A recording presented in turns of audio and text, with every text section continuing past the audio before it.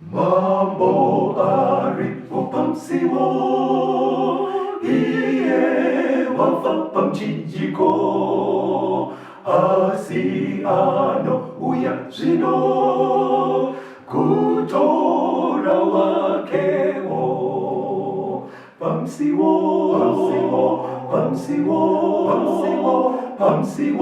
gulepo pamsiwo, Hallelujah,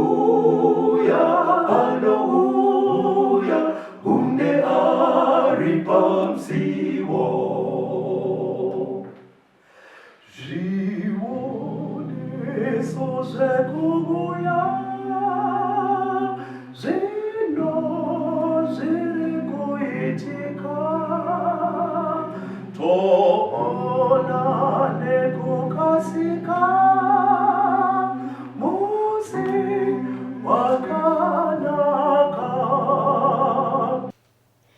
Kwaziwai vateereri, tinokuchingamidzai kuchirongwa The Second Coming of Christ chamunopiwa naPastor Gift Rhodes vekuNorth Zimbabwe Conference of the Seventh-day Adventist Church pamwe chete navaCaston Betera, Assistant Publishing Director kuEast Zimbabwe Conference of the Seventh-day Adventist Church.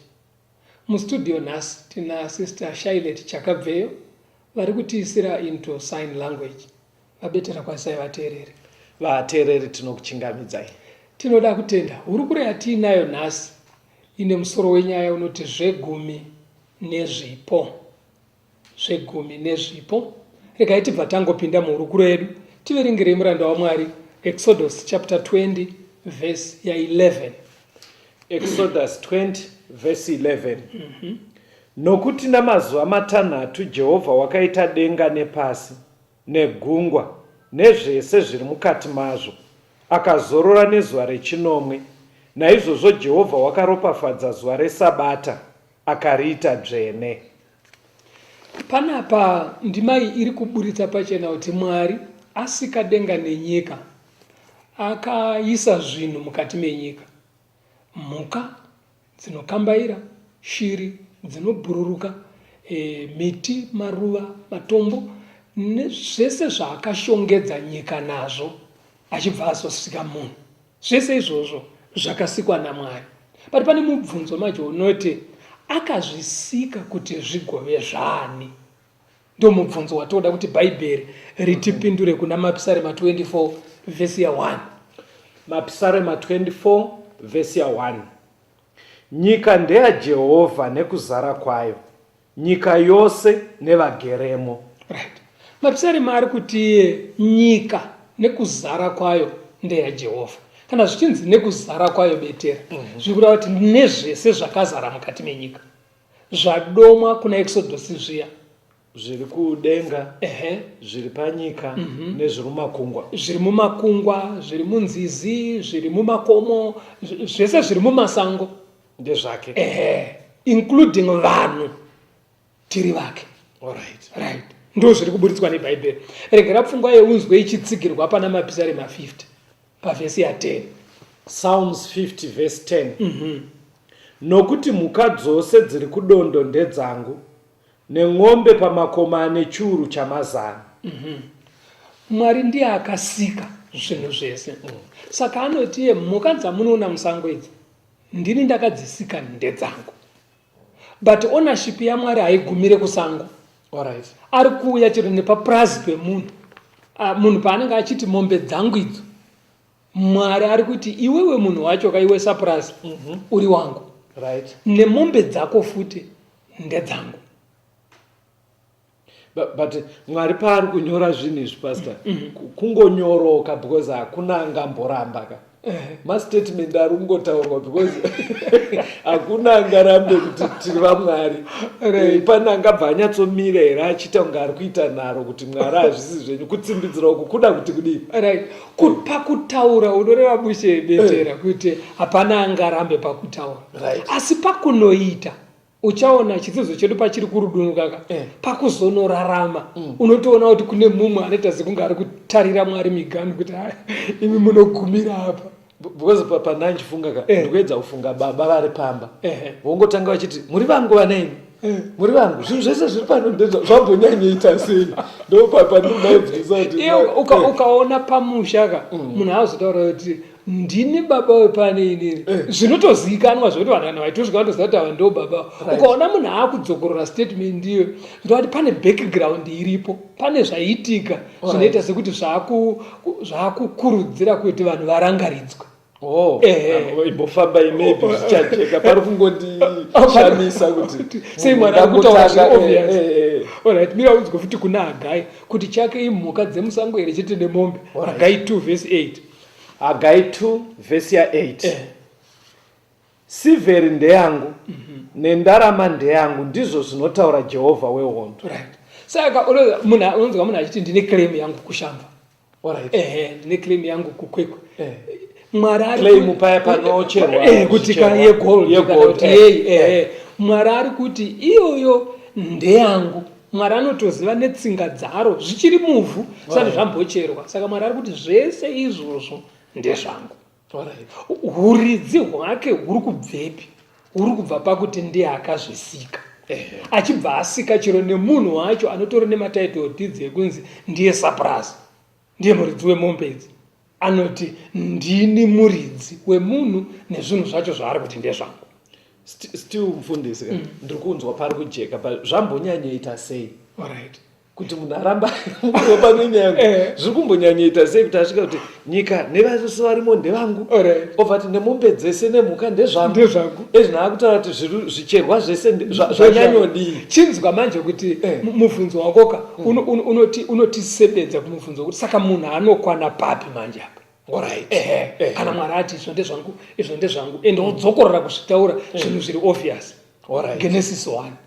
Genesis 1 pa 26 kuenda pa 28. Genesis chapter 1 verse 26 to 28. Right.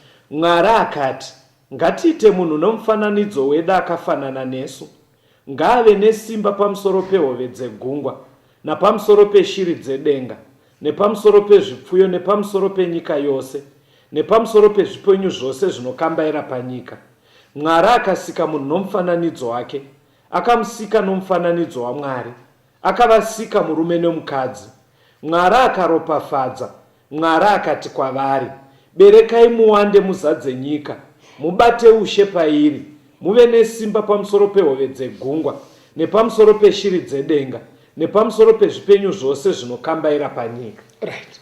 Panapa pakuenda pamberi pachiti ipo pakupedzisira zvimwe zvinhu zvese zvasikwa munhu ndiye akazopedzisira kusikwa. Right. But Mwari asati amusika anoti ngatichigadzirai munhu kuti ave nesimba, in other words kuti ave mutariri pamusoro pezvinhu izvi, ave manager pamusoro pezvese amanage.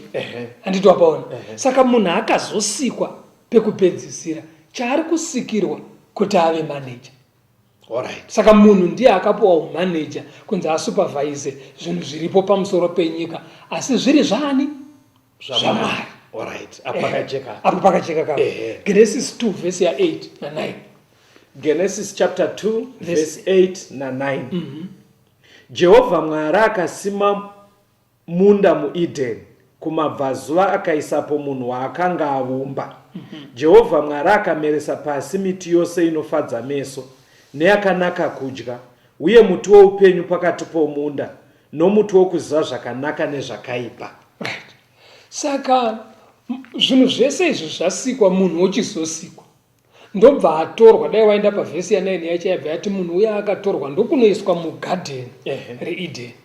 Ndobva anzi ndo musha wako, zvekudya zvirimo, basa rako iwewe timanejere zvinhu zvedizvi. Handiti wapaona kana? Saka ngatidzokorore zvatabata sofa. Mwari ndiye akasika denga nenyika. Ndobva aisamo zvipenyu zvinofamba nezvisingafambi mukati menyika nemumatenga. Pakupedzisira ndobva agadzira munhu kuti amaneje zvinhu izvi, asi Mwari ari kuti ndezvangu zvese. Zvese nemunhu wacho. Right.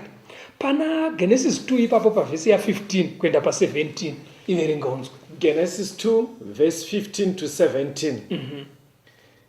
Jehovha Mwari akatora munhu akamuisa mumunda weEdheni kuti aurime nokuuchengeta. Jehovha Mwari akarayira munhu achiti, ungadya hako miti yose yomunda, asi muti wokuziva zvakanaka nezvakaipa usaudya, nokuti nemusi waunoudya uchafa zviro kwazvo. Right. Munhu uye aiswa muEdheni, chikafu chirimo. Asi pakati pemunda weEdheni paine umwe muti, paive nemiti 2. Muti weupenyu wavaifanira kudya kuti varambe vachirarama. Pasaidi pawo ndobva paiswa muti wekuziva chakanaka nechakaipa. Wavakanzi musabate kana kudya. Hanzi mukadya munofa zviro kwazvo. But ukacherechedza bai chibetera, uchaona kuti muti uyu wanga usiri poisonous, waisauraya. Nekuti muti uri kunzi mukadya muchafa wanga usingauraye iwo pachawo. Sechitupa-tupa chekuti munhu ukadya chitupa-tupa zvinoiswa mumudziva kuti hove dzife. Nevanhu vanochireketa vanonovhara mvura kudai oisa chitupa-tupa dzofuma dzakaengerera pamusoro. That's right. Saka muti uyu wanga usiri poison sechitupa-tupa. Aiwa. Nekuti Adhamu mushure mekunge adya muti uyu akatozorarama kusvika kudai 100 years. Saka waisauraya. But muti uyu wakangoiswa naMwari sereminder kuna Adhamu. Kuti umurangaridze kuti Adhamu takuita manager iwewe. Asi hausi muridzi. Pane tsumo yechikaraka kaitotiyo vamwe varindi wakwa. Asi masango ane varidzi vavo. Kukurira kuti uri kungoona but areas dzine vanotonga varidzi. Very good. Saka muti uyu waive wokurangaridza Adhamu kuti takuita manager. Hakuna umwe pakumaneja ari pamusoro pako, asi hazvisi zvako. Ndozvaida kuti Adhamu agare achirangarira izvozvo. Saka zvaiudzwa Adhamu izvi mufundisi nemanzwisiro andinoita bhaibheri ndichiridzidza. Muda kureva kuti ndo zviri kuudzwa vanhu nhasi. Maybe regera timbopinda pakunzwa kambo tigoya tosumudzira kubva ipapo. Rega timbonzwa kambo toya toisumudzira kubva ipapo. Toda kutenda. Pasi rino rizere makuva, kurwara nerufu, hatigoni kuzvinzwisisa, asi gare tariro yekuuya kwaJesu ndiyo inonyaradza.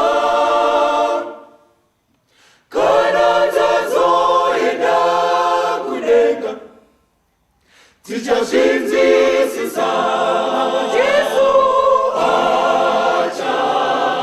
achapukuta masodzi ose. Hakuna kuchema uko, tichafara kana taponeswa.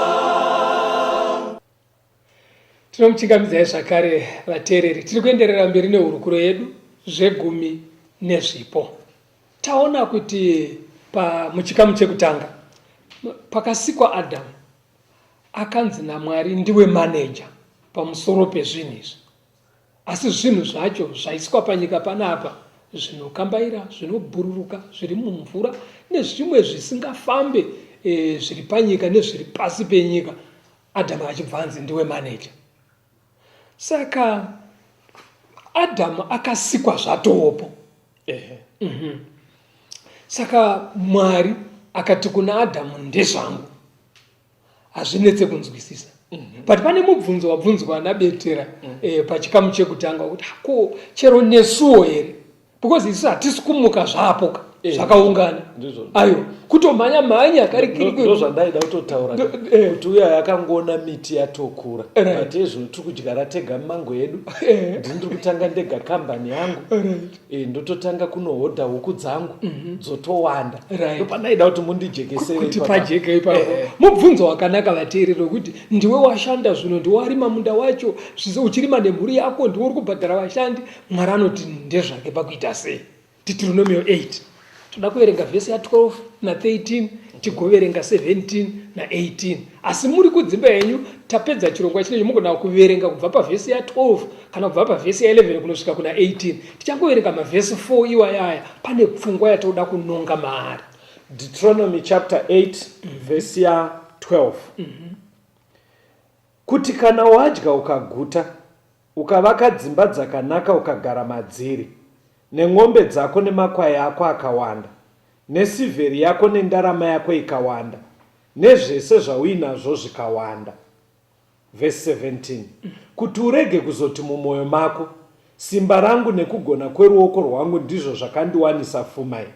Asi unofanira kurangarira Jehovha Mwari wako, nekuti ndiye anokupa simba rekufuma, kuti asimbise sungano yake yaakapikira madzibaba ako sezvaanoita nhasi. Andurunzwa panapa Mwari ari kuti dambudziko rine munhu nderekuti akadya akaguta pane kakuvarairwa kanouya.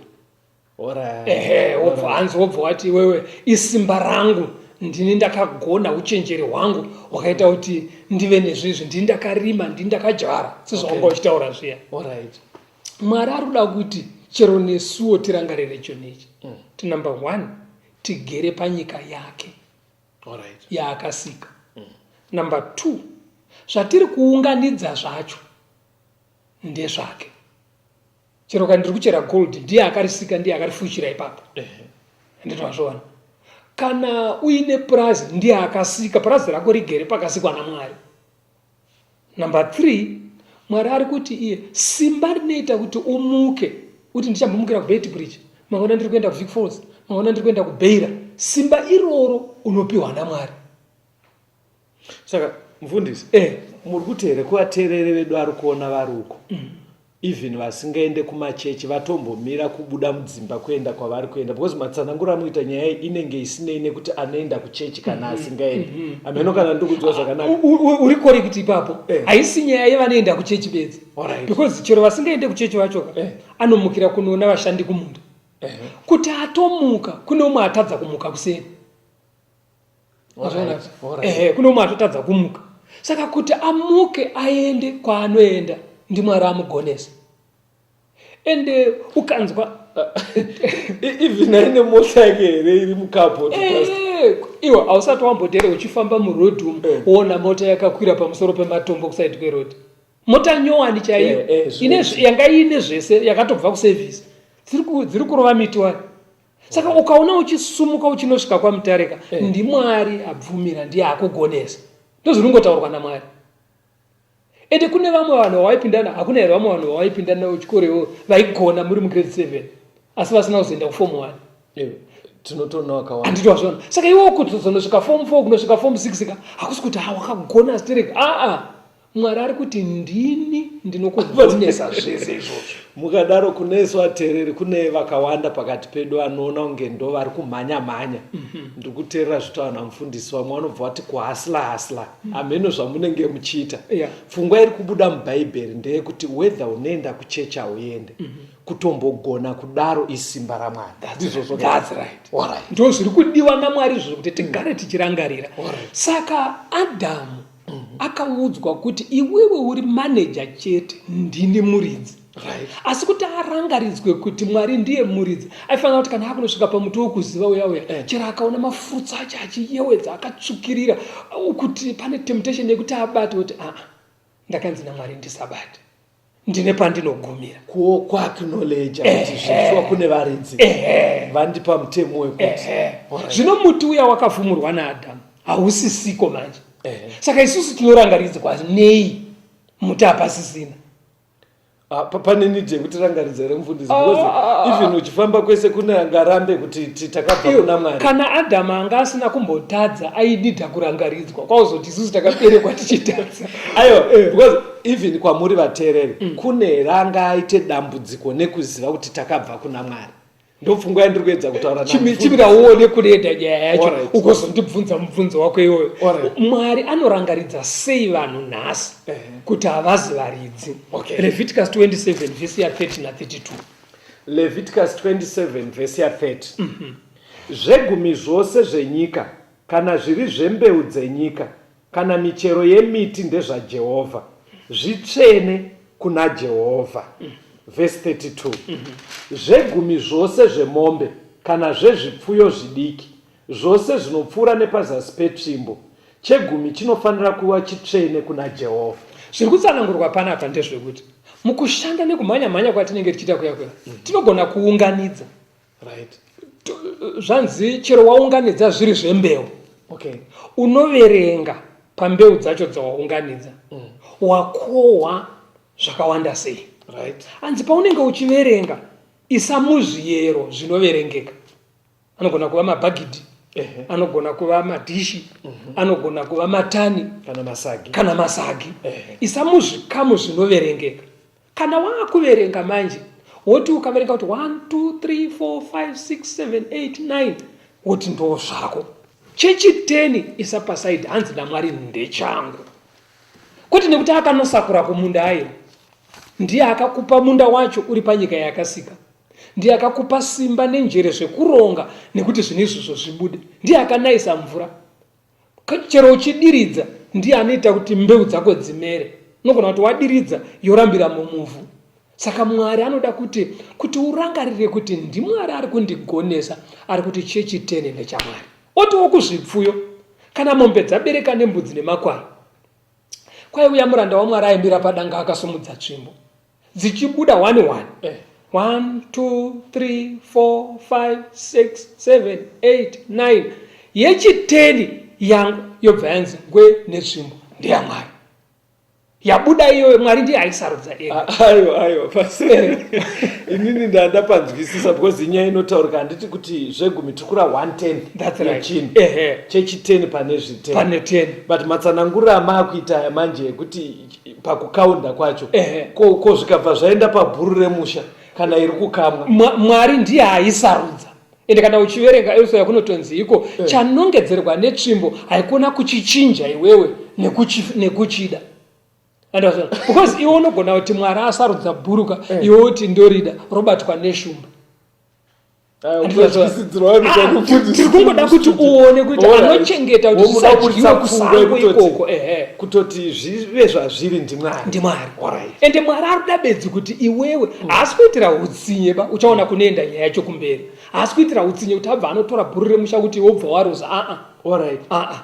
Ari kuitira bedzi kuti akurangaridze kuti iwewe sandiwe muridzi. Inzwa zvaanotaura pane panzi futi zvipfuyo zvidiki. Kwakutorera nahanga nehuku zvese zvinofana kuverengwa. Chechi 10 chaberekwa ndechake. Enda pana mapisare ma50. Uverenge verse 10 kuenda pa15 unzwe.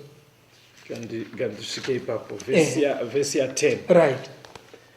Nokuti mhuka dzose dziri kudondo ndedzangu nemwombe pamakoma nechiuru chamazana. Ndinoziva shiri dzose dziri mumakomo, mhuka dzose dziri musango ndedzangu. Kana ndaive nenzara handaiza kuudza iwe, nokuti nyika ndeyangu nezvaizere nazvo. Ko ndingadye nyama yenondo kana kunwa ropa rembudzi here? Bayirai Mwari zvibereko zvekuonga, uripire wokumusoro-soro mhiko dzako. Udane kwandiri pazuva rekutambudzika, ini ndichakurwira, iwe ugondirumbidza. Mwari kana achiti chegumi ndechangu, munhu akashanda akatambira $10, dhora nderaMwari. Atambira $100, 10 ndeyaMwari. Atambira 1,000, 100 ndeyaMwari. Atambira 10,000, 1,000 ndeyaMwari. Atambira million, zvichingodaro. Chegumi chakanakira kuti ndimaenzanise. Abvisa 10,000 ka vanhu ndavati murume akaoma anounza chegumi 100,000 murume azokutamba nayo. But pamberi paMwari aunza 100,000 neaunza 10,000 neaunza 1,000 neaunza 100 neaunza 10 neaunza $, vese vabvisa 10%. Chero iri 10%. Kana iri 10% hauna pawakunda umwe. Zvakafanana nekudaiwo munhu akanyora exam mugrade 7 onyora maths obuda ne-A. I-A handitika weform 4 obuda ne-A, weform 6 obuda ne-A, weform 6 haana kukunda wegrade 7. Mamatsananguro enyu handiti uri kupabata ka muda kuvhara zvandaida ubvudza zviri nyore kuendesa dhora pa$10 pane kuendesa $100 ine $1,000. Nhasi dzenyu ndiri kuwirira nadzo but mukurarama chaiko kuti ane 1,000 aburitse 100 anoomerwa but ane $10 zvinoita kunge zvakareruka kuti atoburitsa dhora. Ndiwe kwanga uchibvunza kuti munhu anonidha kurangaridzwa here wakuona nyaya yacho saka zvoita sekunge vanoda kurangaridzwa varombo vanowana shoma. Imbodzokorai pamata ane A grade 7 apo munhu akabuda ne-A mugrade 7 umwe A muform 4 umwe A muform 6 hatiti weform 6 akunda wegrade 7 aiwa vese vapasa vese vane ma-A but uyu A yepalevel yake. Saka palevel yako kana uchiwana 10,000 chegumi chako 1,000 ndokulevel kwako ikoko and 1,000 yako iyo ichegumi kunane huku 10 oendesa tseketsa yake 1 apasa futi ndo zverevel yake nehuku dzake nehanga dzake akainzana ipapapa. Uchaona kwavanonosiyana kana toinda mberi kunopendera chidzidzo asi pane imwe fungo yatoda kuti ijeke vateereri. Hanzi kana uchiunza chegumika kuna Mwari haasi kuida kuti agotenga shuga. Ndanzwa mapisare manje hanzi dai ndaive nenzara ndaikuudza. Kana Mwari achinzi muunze chegumi chemombe hakusi kuti akuda nyama yekugocha. Mwari agoche nyama aende kubrayayo.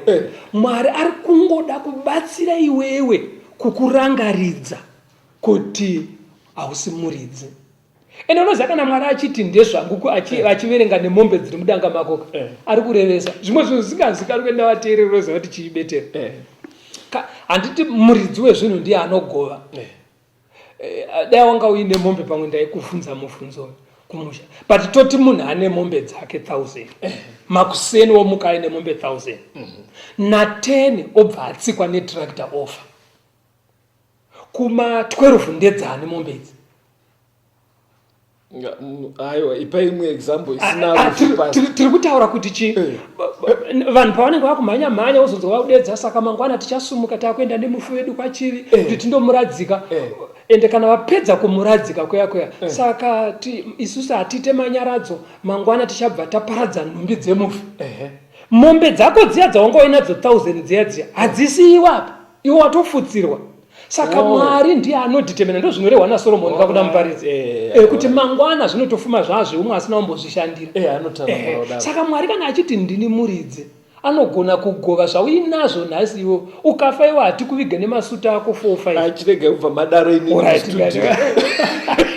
Asi point yataurwa namufundisi kuti zveshuwa tine zvinhu zvatinazvo pakurarama zvinotobatika nedzimari mumabhanga dzekuti ukarivara unogona kufunga kuti ndedzako.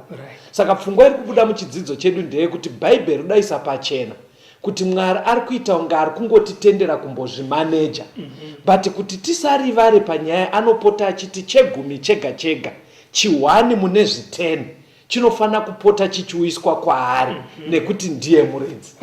Saka pane imwe pfungwa yazopedziswa pana mapisarema hanzi kana waunza zvegumizvo ukazonamata uchida kubatsirwa ndichanzwa munamato wako ndokukomborera.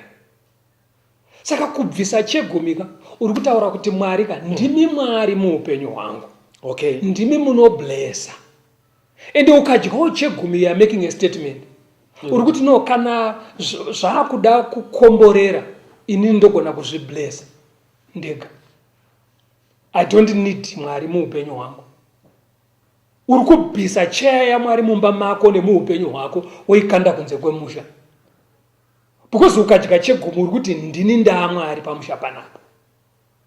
Saka napazosvika nguva manje yekuti munhu anenge akuti ndinamatire vanhu vaMwari Mwari anenge akuti minamato yacho ndaitouya kwaurika because inini wakabvisa chigaro changu muupenyu hwako. Saka mukutoteera apa Mwari ari kurevesa paataura kuti zvinhu izvi zviuye kwaari obva atota because tatopaverenga pari kunzi nezuva rekutambudzika ukadana kwandiri ndichakunzwa. Mutora kuti zvakanolingana inzwa pana maraka. Saka toita sei pastor because nyaya yenyu iri kubva yaita kunge iri kubata munhu wese nevasiri vechechi because chirongwa chedu chinechi vakawanda vanochiziva tiri kubatsira vanoita zvechechi but chidzidzo chenyu chiri kuita kunge chikuda kubata munhu wese nhasi. Nyaya iyi kai kana wese anonzi munhu nezvese zvinonzi zvunhu zviri munyaya iyi because zvese zvinonzi zvinhu ndezvaMwari. Nemunhu wese whether unoenda kuchechi auende kuchechi uri waMwari. Kana iwewo uri kuzviti une pfuma yauri kutora pazvunhu zvakatosika kunze kwaasika chake.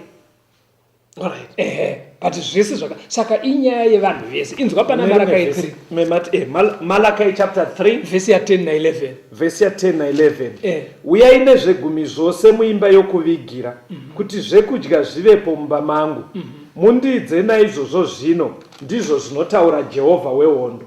Muone kana ndisingakuzaruri mawindo okudenga ndikakudurirai mikomboro hamuchashayiwa pokuisa. Ndichatukawo udyi nekuda kwenyu. Urege kuparadza zvibereko zveminda yenyu. Nemizambiringa yenyu haizuzuki zvibereko zvayo mumunda nguva isati yasvika. Ndizvo zvinotaura Jehovha wehondo. Uri kuinzwa panapa. Mwari ari kuti ukanga waunza chegumi. Right. Kuimba kwake. Handitika waunza chegumi chako iwo kuchechi. Anoti iye mumba mangu muchaita zvekudya. Right. Asini ndichavhura mawindo ekudenga. Ndodurura zvikomborero handite zvekuburitsa nepadhoo pakajairika. Zvimwe tinodira pamawindo zvichiuya. Kuna kuti achaita zvekufoshorera, achaita kuzamurira kukublesa. Unoziva kuti munhu chegumi ndodivisire vatendi. Ndopanaida kutokubvunza mufundisi kuti ndiri kufamba nemi kuti chegumi chiri kutibatsira kubvuma kuti Mwari ndiye muridzi. Right. But apa chaakuita kunge zvinonzi inenge iyo nzira yaMwari yekuti vanhu vakomborerwa. Pameno kana ndiri kunzwa hongu Bhaibheri rinotaura kuti munhu ngaashande 6 days. Right. Achishanda ozorora rechinomwe. But zviri kuita kunge zvinonzi washanda waita zvese because ari kukupa simba ndiMwari. Zviri kuita kunge zvinonzi kuti uzonyatsa kupfumwa rinenge zano rina Mwari muBhaibheri ndiyo nyaya iyi. Unogona kushanda zvikashaya basa, kudyara zvikasamera, kana kumera zvikasaibva. But Mwari ari kuti ndinokomborera chero minda yenyu. Ndodzivisa zvinodya nembavha nemakororo. Handizvazvonaka. Vanonamata mungadai musingatomboendi kuzvikwambo. Zvikwambo sirai vacharaswa vachaparadzwa. Divisire mutendi kutendeka kubvisa chegumi.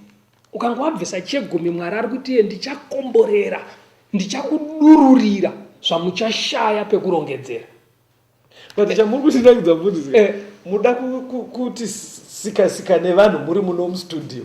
But mufundisi kana muri kumachechi manje hamutaure nyaya. Alright. Munotaura nemamwe mavara but musingaburitse nyaya yekuti tithe. Hando tithe nechirungu. Hamuburitse kudaro. But ndiri kutenda hangu kuti muri kudzekesa zviri muBhaibheri. But kana taanemi kumachechi muchitiparidzira mune zvimwe zvamunotaura kuseeding ameno zvamunenge muchitaura varaira haribude iri. Ipapo tingange tichingokanganisa zvedu muranda waMwari. Asi chokwadi chaicho kuti munhu akomborerwe hazvidi matombo anobva kugungwa. Alright. Hazvidi mafuta akandamatirwa neni samufundisi. Kana rimwe jira randakanamatira inini kuti ukomborerwe. Kana mvura yakacherwa muninga kuti ukomborerwe. Kuti ubleswe zvinoda kutendeka pakudzorera zvegumi. Andoda kutenda ukadaro manje majekesi mupote muchinodaro makuchechi futi hatidi munhu anongodaro tiri mustudio. Alright. It's okay. Right. Maybe timbonzwa kambo tigoya toenda mberi. Alright. Toda kutenda rambai muinesu ateerera. Shoko la Jehova rakasvika kuna Jona, simuka uende Ninive. Kuipa kwavo kwakwira pamberi pangu, enda unoriparidzira vhangeri. Asi Jona akatizira Tashishi, mhepo huru yakatumwa pagungwa, chikepe chikashuma kumutsika. Vafambisi vechikepe vakatya zvikuru. Umwe nemumwe akadana kuna Mwari wake, asi Jona akavata pasi pechikepe.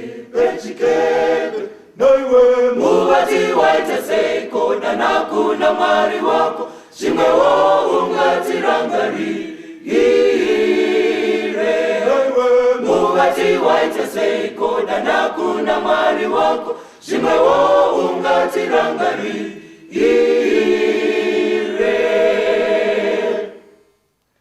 Jona akati kwavari, mundikandire mugungwa. Ipapo gungwa rakakuwira inokuda kwangu, ndinotya Jehova wekudenga. Jona akati kwavari, mundikandire mugungwa, ipapo gungwa richakunyararirai. Dutu iri rakakuwira inokuda kwangu, ndinotya Jehova wekudenga. Tinomuchingamidza zvakare vateereri. Tiri kuenderera mberi nehurukuro yedu Zvegumi Nezvipo. Taona muzvikamu zviviri zvekutanga kuti Mwari akasika denga nenyika, akashongedza nyika inoyi nezvaakaisamo, vanhu nezvinofamba nezvisingafambi. Asi zvinhu izvi akazvisika kuti zvive zvake. Pakupedzisira ndobva asika munhu akaita maneja. Adhamu asikwa, Mwari akaronga kuti agara achimurangaridza kuti haasi muridzi kuburikidza nemuti wekuziva chakanaka nechakaipa. Pati Adhamu akazodarika murayiro waMwari akadya muti uya, isusuwo vazukuru vaAdhamu, Mwari pamwoyo pake ane shungu dzekuti tigare mumurangariro medu zvakajeka, kuti hatisi varidzi vezvatiinazvo. Anga mapurazi, mombe, mbudzi, huku, mari, migodhi, nezvese nedzimotikari nemabhizinesi. Mwari anoda kuti tigare tichingorangarira kuti handi zvedu. Pati kuti tirangaridzwe manje, Mwari akaronga kurongwa hwekuti pane zvese zvatinenge tawana, anoti iye, ndinoda kuti utsaure chegumi kana kuti chechiteni pane income yawawana, pane profit yawawana, unotsaura chechiteni wochiisa padivi, chouya chakadaro kuimba yaMwari. Chouya ende toda kuti munzwise kuti musazofunga kuti tiri kutaura kuti kuti vafundisi vaya vakuda kuti torera mari dzedu. Tiri kutaura zvine chekuita neukama hwako iwewe naMwari. Nekuti uchaona kuti pesa apa kwaunga usingabviseka, tati chingouya muno mustudio tichingotaura. Chero ukada kukondinya usingabvise, isi tichangokondinya tichingoita, but unenge uchirasikirwa nemukana wekugadzirisa ukama hwako naMwari. Mwari ndobva apa promise. Akati kune vanenge vagona, vadzorera chegumi, vabvuma kuti Mwari ndimi muridzi. Mwari ati ndichakudururira zvikomborero zvamuchashaya pekuisa. Ipapo ndoda kuti pajeke. Haikune kunotsvaga kubleswa namufundisi kana nemutungamiriri wechechi. Tsvagai kubleswa naMwari. Imwe tinokunamatira savafundisi savatungamiriri. Asi Mwari anoda vanhu vanonamata, vanonamatirwa vachiteerera zvaakarayira. Ndokuti zvikomborero zvake zviuye. Panoti ndinokudururira zvikomborero. Mukaenda kuna Mateo chapter 25 munonzwa pakapuwa matarenda pamufananidzo wematarenda. Unonzwa umwe akapuwa 1, umwe akapuwa 2, umwe akapuwa 5. Vhesi rinobva ratiro according to their ability. Zvichienderana nekugona kweumwe neumwe. Saka Mwari kana achiti ndinokukomborerai, chero mukaverenga kuna Mateo chapter 13 pavhesi ya 23, inoti mbeu dzakanowira pavhu rakanaka, imwe yakabereka zvakapetwa rune 100, imwe ikabereka zvakapetwa 60 times, imwe 30 fold. Saka dzinobereka zvakasiyana siyana zvichienderana nekugonesa kwaMwari. Kana Mwari achiti ndinokukomborerai betere, hazvisi kureva kuti tichingobuda muno mustudio kana tabvisa chegumi, tovirirwa iwane bhazi, ndatoone bhazi. Mangwana acho iwane bhucha, indaane bhucha. Hazviri kuti vanhu munobva mafanana pane zvamunopiwa. Aiwa, mukacherechedza chero mubhaibheri kune vanhu vakakomborerwa naMwari. Isaac anokomborerwa aenda kunyika yaAbhimereki. Anorima, unoziva zvekusvika mambo akutonzwa godo. Mambo naAmi komanda vakatoenda vakati chibva ako munyika iri burikozi uri kuti kunda, uri kukomborerwa iwe. Handiti vasvona, ndo mamwe mablesera aMwari. Asi ukaenda paZarepathi, pechirikadzi iya kwakaenda Erija kuya. Chii chakaitwa kune chirikadzi iya? Yapa muranda waMwari haina kupuwa matani nematani kuti izadze matura ehupfu. Aiwa, Mwari akangomeka shuwa kuti mudende maigara hupfu. Aite kana akaguma akabika, paanonogadzika wosidira wokubika mangwani.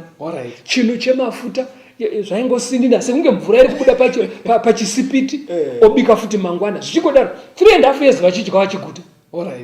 Mwari kukomborera because dai imbofuka kuti munguva yedrought dai akapuwa matani nematani aifanira kutonotsvaga masoja ekuti azorinda matani ake. Saka Mwari kana achiti ndinokukomborera anokomborera umwe nemumwe zvinoenderana nesaizi yake. Asachiblesa. Ndosaka muchiona kuti kune vamwe mbuya vari koko kubuchoko so vakasiwa gore rafa murume wavo vaine zvivana zvavo zviri vanenge vachitambura vakambokuya dovi vakanotengesa vachibhadhara fizi vakambonoita zvimufushwa vakanotengesa vachibhadhara fizi vachingodaro umwe anenge achingosaina macheke efizi achingosaina unozoona mbuya vaya mwana apedza form 4 zvinde zvekutamburira amboita unga achadzingwa form 6 uyo uzoona mwana aenda kucollege uzona ambuya vaya wotoona vamundega vakakotsira pasaidi pabusinessmen vari kuenda kuchirimo kubritain nevana vakaenda kuchikoro nedowi ivo havagoneka nachirungu vane vakatomirirwa paairport handivazvona. Saka kana Mwari achiti ndinokomborera hazvire kuti mese munongomuka mane mazi kubusiness empire because chatiri kuda pastor kudriver motikari maletesi kwatiri tiro hatati zvaita saka kune vamwe vachadrive handivazvona but Mwari kana achiti ndinoblessa ane mablessero ake. Unoziva kuti kune vamwe kuti muchipatara anotovhundukana achipinda muchipatara so asati ambomupinda asati amboadhimitwa 57 years munhu anaomboadhimitwa muchipatara chero kunobviswa zino chairo anongodonha rega acho tokukanda pamusoro pebauti. Saka Mwari kana achiti ndinoblessa anoblessa zvichienderana nekusiyana kwedu achiona ability dzedu nezvoda kuitwa. Kwezvo zvegumi kana achiti unzai zvegumi kumba kwangu zvino zvinoita basa rei kana zvauya kuchechi. Numbers tikativerenge Numbers 18 verse 21 na 26. Numbers 18 verse 21.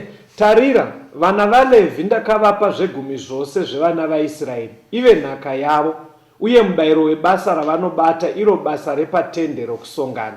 Verse 26. Taura nevaRevhi uti kwavari kana muchitora kuvana vaIsraeri zvegumi zvavo zvandakakupai kuti ive nhaka yenyu munofanira kupa Jehovha chegumi chezvegumi izvo chive chipiriso chinotsaurwa. Uri kuona kuti wambobvunza kuti kuimba vafundisi munozobvisa here chegumi. VaRevhi ndo rudzi rwanga rwakatsaurwa naMwari kuti vashande basa reushumiri hwepasanctuary painamato. Dai anga ari nhasi taiti ndo vafundisi. Saka Mwari ari kuti kana maunza zvegumi zvenyu ndiri kuzvipa vafundisi ndo pavachawana zvekudya zvavo vana vevafundisi vanoda hembe dzekupfeka and so forth zvinobva pachegumi. Vafundisi vaisafanira kuita amwe maprojects kana kuita amwe mabusiness vaifanira kungoti vanhu vese vatendeka vaunza zvegumi votora ipapo vodya. Asi ivo wokurangaridzwa naMwari kuti havasi varidzi. Muridzi ndiMwari, vafundisiwo vanobvisa chegumi futi. Saka nyaya iyi haisi yekuti nhengo chero napasta anotobvisawo chegumi.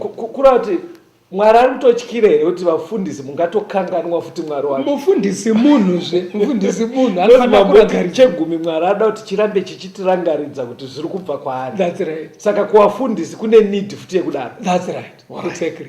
Andizvazvona ukatarisa kwaIsraeri kana muchiverenga kuna Nehemiah 13 vaIsraeri vakambomira kubvisa zvegumi.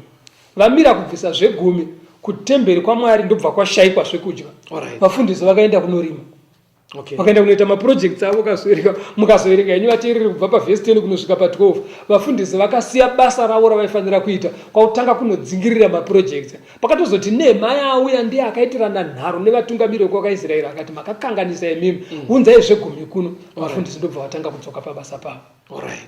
Saka zvegumi vamwe vanogona kubatwa nepfungwa yekuti zvaive zvekuNew Testament. Inzwa kuna vaKorinde vekutanga 9 pavhesi ya 13 na 14. 1 Corinthians chapter 9 verse 13. Hamuzive here kuti unoshumira pazvinhu zvitsvene vanodya zvetemberi uye kuti vanobata basa paatari vanogovana neatari here. Saizvozvo Ishe wakarayira kuti vanoparidza ivhangeri vararame neivhangeri. Saka vafundisi vanofanira kudya kubva pazvegumi. Ende chimwe chinhu chinoda kuti chijeka pavanhu vaMwari ndechekudayo zvinogona chegumi chiri kunzi uri kupa Mwari. Usazoti kana wakuuya ukaona mufundisi akabata rofu rechingwa wati ichegumi changu ayewa iwo wapa Mwari. Mwari ndiye anozopa vafundisi because vashandiri vavo vake. Saka pauri kuendesa haikona kuendesa uchiti ndiri kuendesa peya pastor. Haisi peya pastor, uri kuendesa chegumi kuna Mwari kuti ndimi makandikomborera. Alright. Mwari ozopa vafundisi. Alright. Ende hazvinei neunhu hwamufundisi. Vafundisi tinokurudzirwa kuve neunhu hwakanaka. Asi kune vamwe vanoita misikanzwa sevafundisi. Alright. Zvakaitika kuna Samueri. Ipapo tsura zvakaitika kuna Samueri kuti vana vake vakanga vagadzwa vafundisi. Vakatanga kuita upombwe muchechi vachiita vakadzi vauya kuchechi vaiva vachitora vachiita misikanzwa kusvika vanhu vati hatichadi kutungamirirwa nevaprofita, titsvagirei mambo sevamwe. Samueri paakaenda kuna Mwari, Mwari akati havana kuramba iwewe, varamba ini. Saka mufundisi akanga aita musikanzwa wopachechi penyu, haasi Mwari aita musikanzwa. Zvegumi ndezvaMwari, hazvisi zvapasta. Mira ipapo vateereri, ipo patawana mufundisi, imi musakanganwa chidzidzo chedu tikudzidza nezvegumi kuitira kuti pasaite muedzo kuti ubva kuti zveshuwa nekuti vamwe vapasta vakadai. Handicho chidzidzo, handiti isi tiri kuti zvegumi zviende kunani? Kuna Mwari. Toda kutenda. Very good. Saka ipa Mwari, kana wapa Mwari, mufundisi Mwari achadhira naye, vanotongwa hadzisi nhengo bedzi, chero nesu vafundisi tichatongwawo kana Mwari akuuya. Saka ipa Mwari chegumi chake, kana wamupa Mwari iye achakublesa. Saka mufundisi ndikuona kunyangwe nguva dziri kufamba. Saka zviri kuita kunge zvitori nyore kuti munhu atange kudzosa chegumi kuna Mwari even asati akutombogona kuchengeta sabata kana kuziva kuti Jesu achadzoka sei. Because inyaya yakajekera munhu wese kuti takabva kuna Mwari. Tinopiwa simba naMwari. Zvoni ndiri kutofunga kuti even munhu asati atobhabhatidzwa, kwete kuti kubhabhatidzwa hakuna ukosha, chinhu ichi chaifanira kutotanga kujeka even kuna asati akutoya kuchechi. Ameno ndiri kutadza kupanzwe. Uri correct ipapo, because paunoti ndiri paploti pangu pandiri kuita horticulture yakatogara panyika yaMwari. Zvokuti Mwari akada kubvisa nyika yake pasi peploti yako, unosara usina pekugara. Saka vateereri, nekunzwa kwamuri kuita chidzidzo ichi, even usati wane sangano raungo kuenda kunopinda, nyaya iyi iri kuita unge yakareruka but inotisungei pamoyo. But inyaya inogona kutotangika watongonzwa chidzidzo chino wotorarama Mwari achikukomborera. Rega tinde pamberi tinzoti ichegumi chete here chinodiwa pane vanonamata. Mapisarema 96 verse ya 8. Mapisarema 96. Wapisa chegumi iwe pane zvese zvawapiwa, wakuenda kunonamata. Mwari vanoti kudii? Ipai Jehovha kukudzwa kunofanira zita rake. Uyai nechipiriso mupinde muvazhe dzake. Kana chegumi chaenda kana wakuenda kuchechi, hanzi usauye usina chipo mumaoko ako. Because chipo it's an expression yekukudza nekurumbidza kwauri kuita Mwari. Zvakafanana nekuti iwe ukashanyirwa nababa wako nhasi vakauya kumba, ukashanyirwa naamai, ukashanyirwa navatete, handitika tete vakauya, so unoexpressa kufara kwako kuti tete vauya, even nekuchinja zvamaamuchaji kavasipo.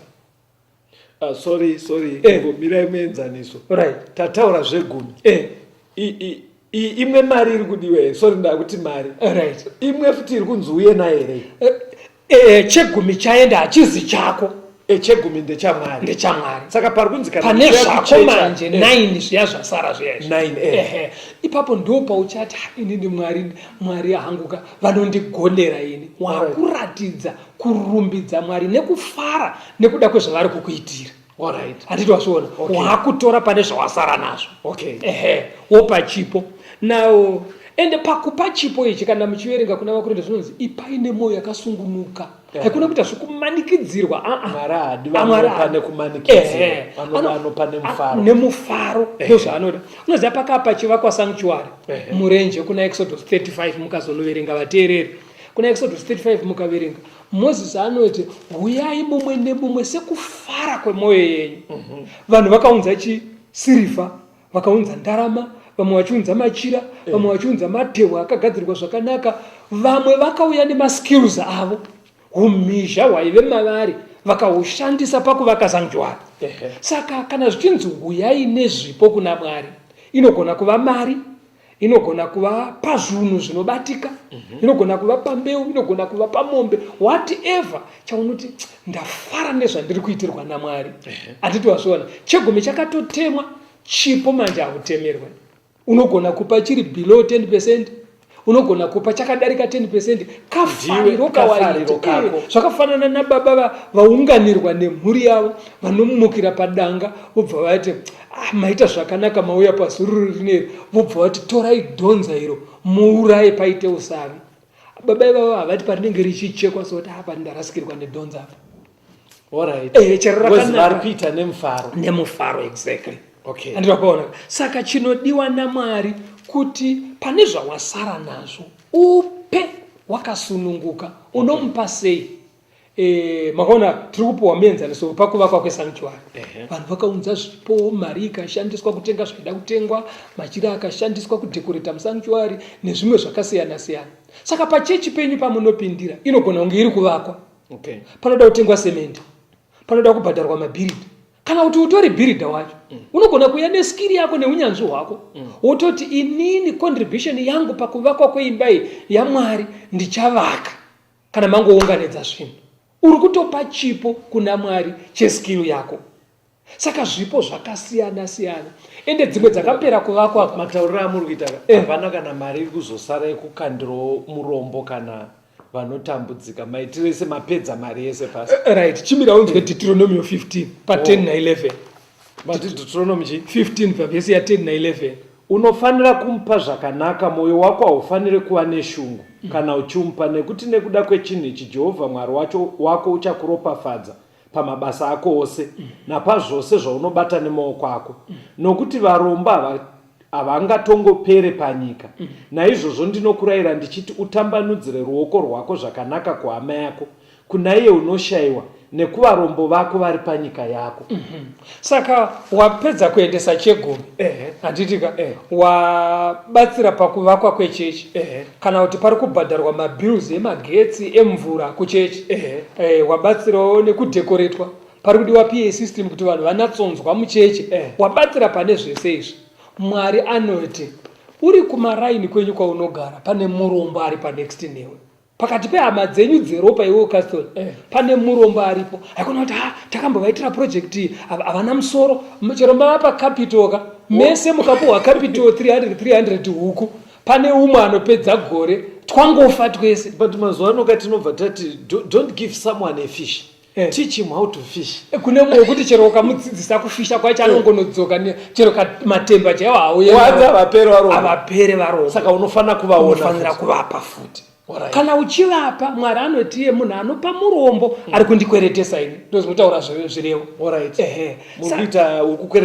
kukweretesa Mwari kana uchipa murombo, because murombo ndiwo. Iri vhesi iri past ndarifunga pamama muchitaura riri kuna zvirevo.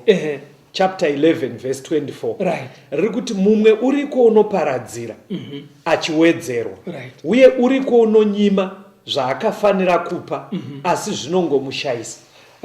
Saka zviri kunzi izvo, vanopaka chipavhurire anokodzwa. Kupa kudyara. Whether wapa pakuvakwa kwechechi, chegumi chako waendesa, wapa murombo, wabatsira nherera, wabatsira shirikadzi, uri kudyara. Mwari anozokurangarira ochikublesa nekuda kwaizvozvo. Ndosaka zviri kunzi pane umwe anopa owanzirwa zvaainazvo zvoramba zvichiwanda. Kwete anongonyima but hapana kwaanoenda. Wakamboona kuti vanhu vanonyima kana ukada kutarisa kumhuri kana kumaraini kwenu, munhu pane vamwe vane mbiri yekunyima, unongona achingodzengerera ari paari ipapo. Redhiyo yaakatenga kudhara, redhiyo dzichangotanga kutenga nevanhu. Vateereri, toda kutendai nekuteerera kwamuri kuita pakudzidzisa kwaita mufundisi nekuteerera kwamava muchiita. Varipo vamwe izvi mufundisi ndoda kuti muvape mafoni namba ari kuti chidzidzo ichi ndachinzwa, ndodawo kupinda pazano rakataurwa naMwari mubhaibheri, ndiratidze kuti Mwari zvese zvandinoita simba ndimunondipa. Ndoda kutangawo kuti ndivimbike pane zvegumi zvangu nezvipo. Vamwe havazoti vochinyatsodii chidzidzo chajeka, vapei mafoni namba kuitira kuti vazive kuti vobatsirika sei. Tinotenda pamuchapa mafoni namba zvakanakawo pamunotumira mameseji enyu, ukataurawo kuti uri kupi, kuguta rekupi, ingava Growth Point district, zvinoita kuti zvirerukire vekucall center yedu kugona kuloketa kwamuri, because vamwe tona mibvunzo yamuri kutumira inoda kuonana 1-on-1 kana kuti muronge kushanyirwa kwamugere ikoko. Namba idzi dzamungatumira mameseji, kufona, ma-SMS, ma-WhatsApp 0775 460 175. 0775 460 175. Kana kuti 0716 452 086. 0716 452 086. Marave nemi tisangane muchikamu chinoteera.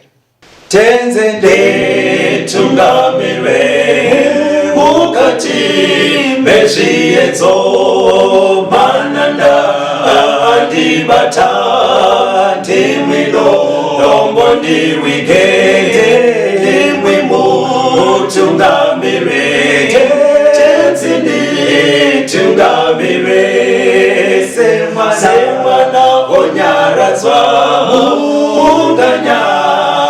zenyanza mananda anomunzwa kanama atinyarara emwete tenzi wenyanza tenzindi tungamire aponda svikanyanza mananda vondishisa andichienda zororo ndotsamira kune mwenga andinzwe imwi moti ndinokutungamira